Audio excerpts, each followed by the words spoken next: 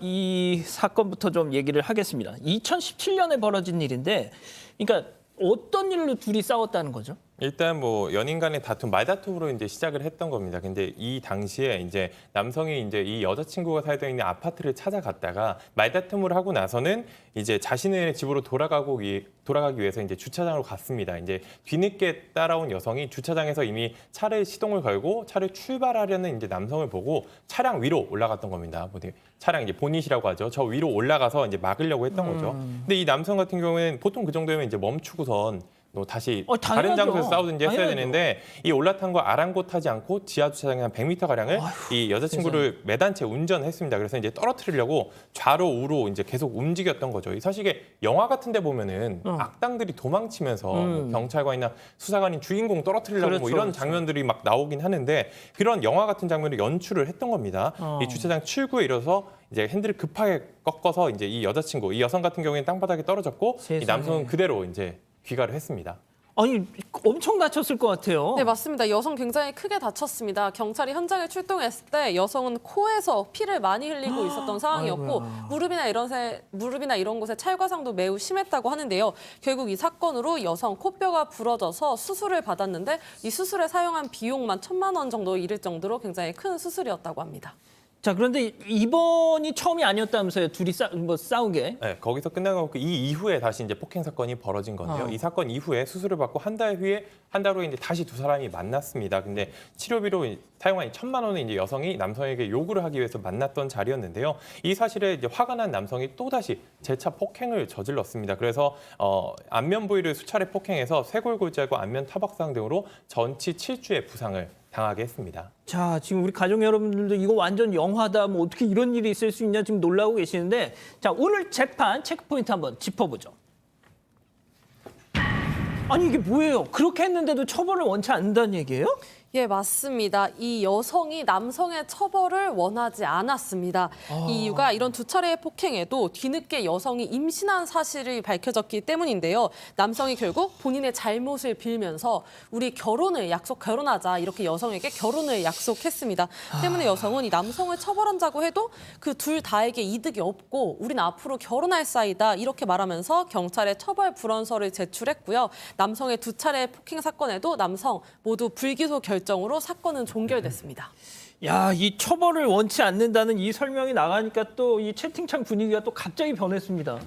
아, 변호사님, 이 처벌 불원서라는 거 내면은 진짜 이렇게 다 그냥 커트가 되는 건가요? 일단 제가 통상적으로 폭행죄는 처벌 불원의 의사표시가 있으면 처벌할 수 없는 반의사불벌죄니까 단순 폭행 사건이면 뭐 우리 처벌 원하지 않아요. 앞서 처벌 못해요. 네. 경비원. 그런데 지금 우리 사례 보시면 아시겠지만 이거는 자동차에 뭐 여성을 매달고 또 그 뒤에도 또 아까 보니까 뭐 화장실을 세면대 쪽으로 밀치고 계속 수차례 폭행했고 이런 것들에서 상해 정도가 중하고 특수상해에 해당하게 되면 그러면 이제 이거는 반의사불벌죄가 아니기 때문에 그때는 처벌불원서도 의미가 없는데 이걸 실무상 어떻게 구분하냐면요.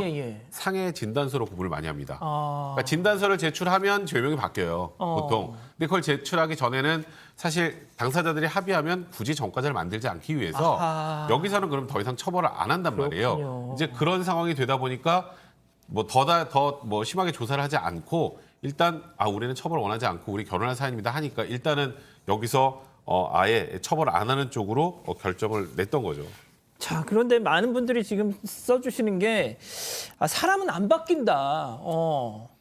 사람은 고쳐 쓰는 거 아니다. 뭐 이런 말씀까지 하시는 분 계시는데 교수님, 저는 남자가 분명 그랬겠죠. 다시는 안 그럴게. 나 믿어줘. 이거는 좀 아닌 것 같은데 말이죠.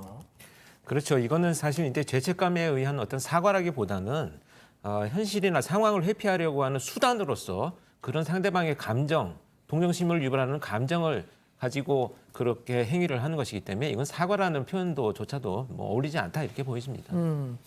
자, 그런데 처벌 불원서를 냈습니다. 그래서 불기소가 결정이 됐습니다. 그리고 3주가 지났어요. 피해 여성이 말을 바꿨다고요. 네, 맞습니다. 이제 처벌 불원서를 제출한 지 3주 만에 검찰을 다시 찾았는데 이번에는 상해 진단서를 들고 왔습니다. 내가 이만큼 다쳤다라는 걸 이제 객관적으로 증명하는 그런 서류인 거죠.